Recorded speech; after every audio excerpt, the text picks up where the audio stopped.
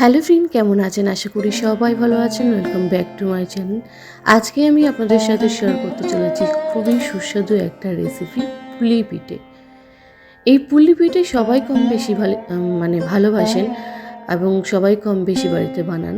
আমি যেভাবে বানাই সেটা স্পেশালি আপনাদের সামনে তুলে ধরতে চলেছি। তো পুলি পিঠে বানানোর জন্য নারকেল তো করতে হবে, আর এইটা একটা বড় কাজ। এই ঝামেলার জন্য কিন্তু অনেকেই পুলি পিঠে বাড়িতে বানায় না। তো আজকে একটা ইজি প্রসেস আপনাদের সাথে শেয়ার করতে চলেছি। এই যে গোটা নারকেল, এটা আপনারা কি করবেন, এরকম অবস্থাতে তো বাজারে বিক্রি করা যায়। তো আপনারা এটা ফ্রিজে ঢুকে দেবেন। একটা প্লাস্টিক মুড়ে দিতেও পারেন, নর্মাল দিতে পারেন। আমি আপাতত নর্মাল দিচ্ছি, পরে একটা প্লাস্টিক মুড়ে দিয়ে দেবো। আপাতত কাছে প্লাস্টিক নেই, পলিথিন নেই বলে দিতে পারছি না। তো একদিন মতো ডিপ ফ্রিজে রেখে দেবো, তাতেই কিন্তু হয়ে যাবে।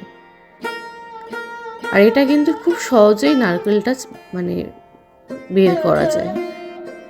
তো একদিন পর ডিপ ফ্রিজ থেকে নারকেলটা বের করছি।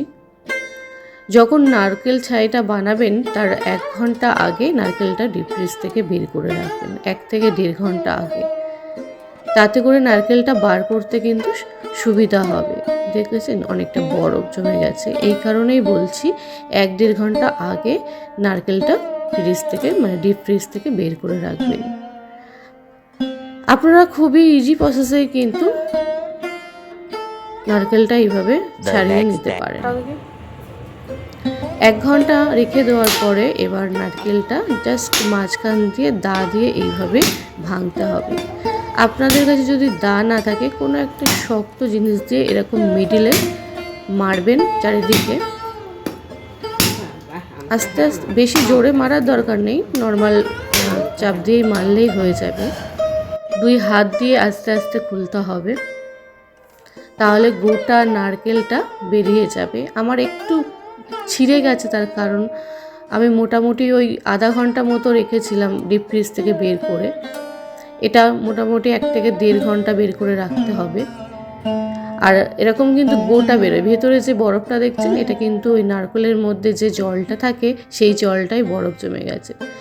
তো আস্তে আস্তে সব নারকেল বরফটা আলাদা করে রেখে দেবো, আর নারকেলগুলো কুচু কুচু কুচু করে মিক্সারে পেস্ট করে নেব। অল্প একটু জল দিয়ে পেস্ট করব, কারণ নারকেলটা কিন্তু ঝুনো নারকেল। এই নারকেল যদি কচি হতো তাহলে কিন্তু পেস্ট করতে জল লাগে না। মিহি করেও পেস্ট করতে পারেন, আর অল্প একটু শক্ত শক্তভাবেও পেস্ট করতে পারেন। যদি মিহি করে পেস্ট করেন তাড়াতাড়ি কিন্তু নারকেল ছাইটা হয়ে যায়। আমার মিক্সির প্রবলেমের জন্য কিন্তু মিহি করে পেস্টটা আমি করতে পারিনি। আপনারা চাইবেন একটু মিহি করে পেস্ট করবেন। ঢাকা দিয়ে একটু কষিয়ে নিচ্ছি বলছে, একটু সেদ্ধ করে নিচ্ছি, কারণ আমার নারকেলটা কিন্তু অতটা পারফেক্ট পেস্ট হয়নি। এবার গুড় দিয়ে দিচ্ছি। আপনারা চাইলে পুরোটা চিনি বা বাতাসা দিয়েও বানাতে পারেন। আমি সব রকম গুড়, চিনি সব রকম দিয়েই ওটা নারকেল ছাইটা বানিয়ে নিয়েছি। ওই মগের 2 মগ মতো 1.5 মগ মতো জল দিয়েছি, আর পরিমাণ মতো নুন দিয়েছি। কতটা পুলি পিঠে বানাবেন সেই বুঝেই কিন্তু চালের গুঁড়ো ইউজ করবেন। অল্প অল্প করে চালের গুঁড়ো দেওয়া হচ্ছে আর নাড়া হচ্ছে। একসাথে দিলে কিন্তু দলা পাকিয়ে যাবে এক জায়গায়, পারফেক্ট মাখা হবে না। তো কন্টিনিউ এবার দিতে হবে আর নাড়তে হবে যতক্ষণ না একটু ড্রাই হচ্ছে। বেশি ড্রাই কিন্তু করলে হবে না, একদম মিডিয়াম ড্রাই করতে হবে, যাতে একটা এই যেরকম রুটি করতে যেরকম গোল গোল লেচি বানানো যায় না, সেরকম যেন অবস্থায় থাকে। একটু একটা পাত্রে নামানো হয়েছে, একটু ঠান্ডা হলে অল্প একটু চালের গুঁড়ো দিচ্ছি, দিয়ে ভালো করে কিন্তু এটা মাখতে হবে। মোটামুটি 10-15 মিনিট এরকম করে মেখে নেবেন। যদি মনে করছেন পাতলা হয়ে গেছে তাহলে একটু ময়দা বা চালের গুঁড়ো দিয়ে দেবেন।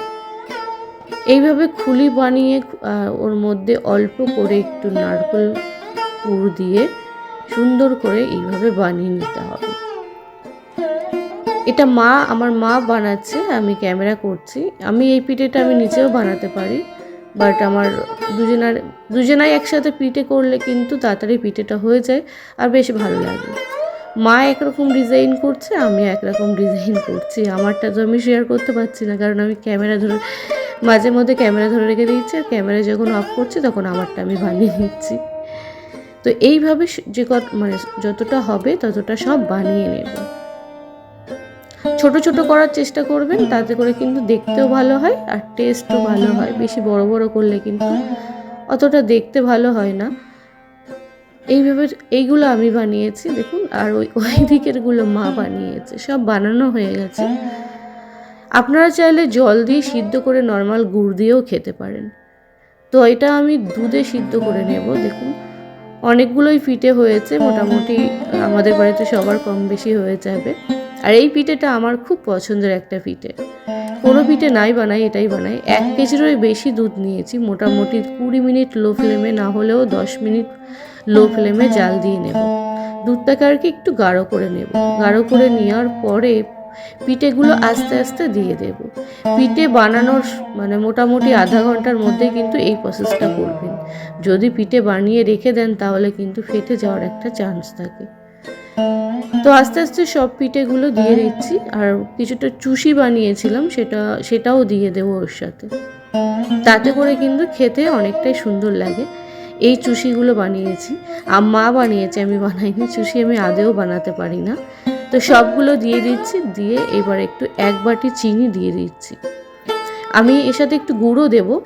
তো গুঁড়ো দিয়েছিলাম, সেটা কোনো কারণে স্কিপ হয়ে গেছে। চিনি আর গুড় একসাথে দিলে কি কালারটা সুন্দর হয়। দেখলেন কত সুন্দর কালার হয়েছে।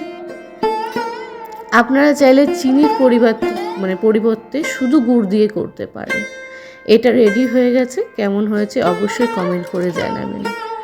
আর যদি ভালো লাগে তো আপনাদের ফ্রেন্ড অ্যান্ড ফ্যামিলির কাছে শেয়ার করার অনুরোধ রইল। আবার দেখা হবে নতুন কোনো রেসিপি বা ব্লগের সাথে। নমস্কার, টাটা।